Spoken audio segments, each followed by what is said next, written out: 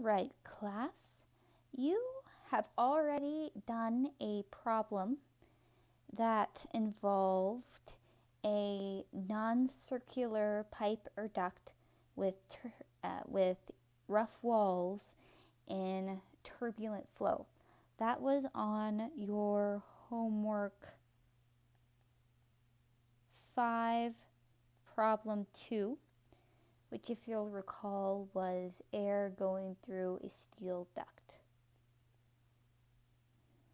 So, non-circular, rough, turbulent.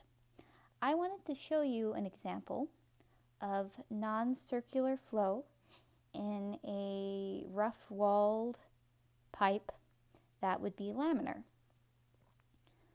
I've told you before that most of the flows we encounter in life are turbulent. And so I thought I would go to a situation that we don't necessarily encounter a lot in everyday life, which was a microfluidic device. So microfluidic devices involve fluid flow at very small scale, usually sub-millimeter. Fluids at this scale often act very differently from macroscale fluids because factors such as surface tension become relevant to fluid behavior. But you can do a lot of really neat things with microfluidic devices. For example, they're used in cutting-edge applications such as lab-on-a-chip technology to analyze DNA. What we see here, a picture of a lab-on-a-chip that I got off of Wikipedia. Zoom in. Ooh, look at it. It's cool. Anyway, in this case, we have a microfluidic device directing water through a 1 millimeter long square channel with a side length of 100 micrometers. Like many older microfluidic devices, this is made of glass. A pressure drop of 1,000 pascals is applied across the channel to determine the flow rate of water. So what do we want? We want the flow rate. What do we know? Well, let's assume that the properties of water are 1,000 kilograms per meter cubed and 0.001 kilograms per meter second for the viscosity. And then we also know delta P, the pressure drop across this channel, and we know the diameter D. But, so we know that since we want Q and we know those things, we need a relationship relating what we know and what we want to know, which in pipe flow is generally going to be this guy.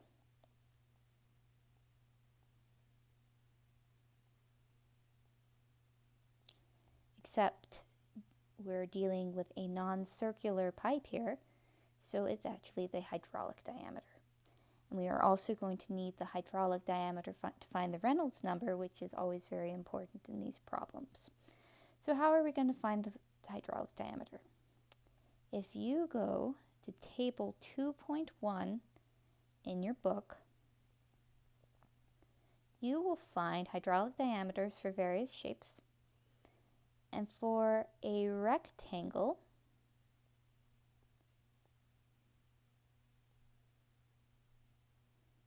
it will be this guy. Except in this case, we have a square, so A equals B.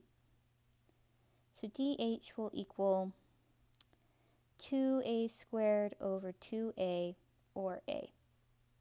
And A in this case is 100 micrometers, which is 100 times 10 to the negative 6 meters. It equals 10 to the negative 4 meters. So that's our hydraulic diameter. Now, so if we wanted to compute the Reynolds number, it'd be rho U A, which is the hydraulic diameter, over mu. But here's the thing, we don't know U. If we were dealing with a turbulent system, we would probably end up having to solve some simultaneous equations to find U and RE and F all at the same time. Since we are pretty sure that this is laminar, it actually works out a bit more simply. At this point, because we don't know the Reynolds number, you have to assume turbulent or laminar. And again, most of the times, most of the situations we have encountered in this class and that you will encounter in life, we've just assumed turbulent. But in this case, I would look at, well, you know it's laminar because I told you it was laminar and I know all. But if I didn't know all, I would look at this and I would say, okay, we have a very small hydraulic diameter. We have a very small pressure drop. That's 1,000 pascals. That's 1 kilopascal, whereas an atmosphere of pressure is 100 kilopascals. So we have a very small driving force. So I'm going to assume there is a very good likelihood that this flow will end up being laminar. Okay.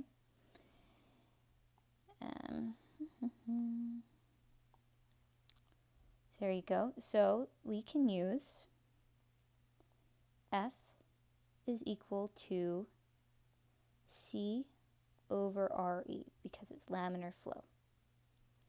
What is that C? That C is determined by your hydraulic diameter. Your book has a complex equation for it, but I, on your slides, gave you. Fluidic device is made out of glass, and this table right here. Now, if I were you, I would not waste space on your note page copying down this table. If you need it on your exam, I will give it to you. But in our case, because A is equal to B, the ratio of A to B, or alpha, is 1. So C is 14.23. So just to reiterate, F is equal to C over RE, where C is equal to 14.23.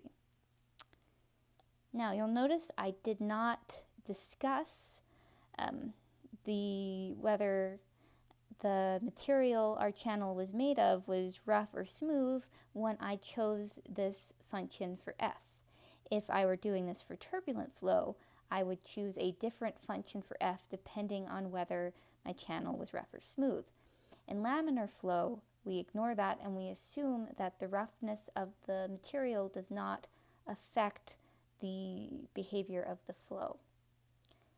There's one caveat to that though, which is that if you'll remember from class, we make that assumption because we assume that the length scale of the roughness is very small compared to the diameter of the pipe. And since we are in a microfluidic device, I'm not 100% sure that that's the case. So I'm just going to take a little detour to check that out to see whether that's something I'm comfortable assuming. So this in table 2.2 gives an effective roughness for glass, which is K is equal to 0.0015 millimeters, which is 1.5 times 10 to the negative 6 meters. So our roughness is about 10 to the negative 6 meters, and then our hydraulic diameter is about 10 to the negative 4 meters. So our hydraulic diameter is still 2 orders of magnitude bigger than our roughness. So I'm going to go ahead and say that I am okay making the assumption that roughness does not affect our friction factor equation. It's not as clear-cut as it would be with a bigger pipe, but I'm going to say that. Nowadays, most microfluidic devices will be made out of polymers, a lot of times 3D printed polymers, which eliminate that problem.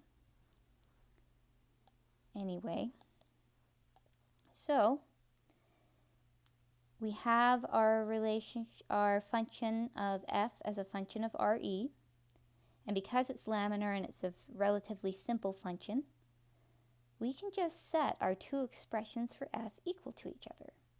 So C over RE is equal to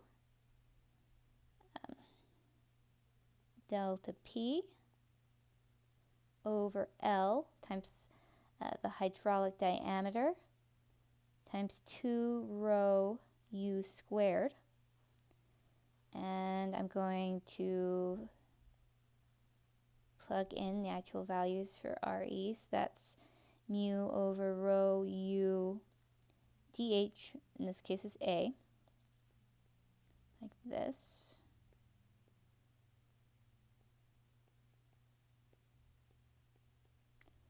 And looking at this, I can see that one of these U's on each side cancels out, and these densities cancel out. So now I can solve this for U, and I'm going to do that. U is equal to delta P over L A squared over 2C mu. Plugging in, I get 1,000 pascals over 10 to the negative 3 meters. That is our length, that was 1 millimeter, times 10 to the negative 4 meters squared over 2 times 14.23, which was our C from our table, times 10 to the negative 3 kilogram meters per second. And that comes out to 0.351 meters per second, which, if we were to plug this back into our Reynolds number to check and make sure that we are laminar, that would be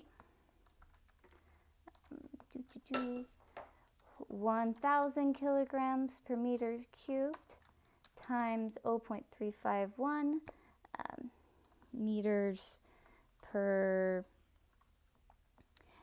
second times 10 to the negative 4 meters divided by 10 to the negative 3. And we get a Reynolds number of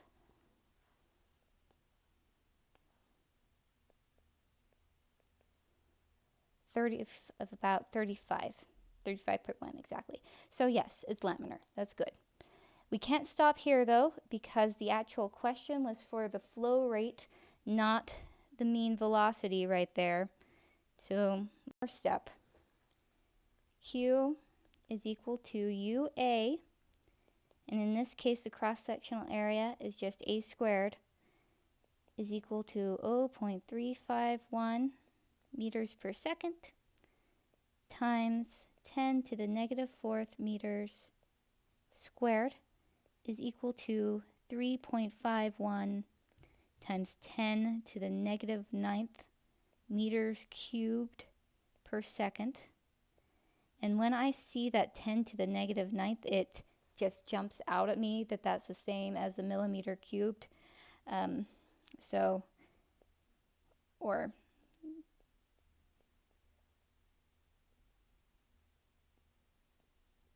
it's 3.51 millimeters cubed per second.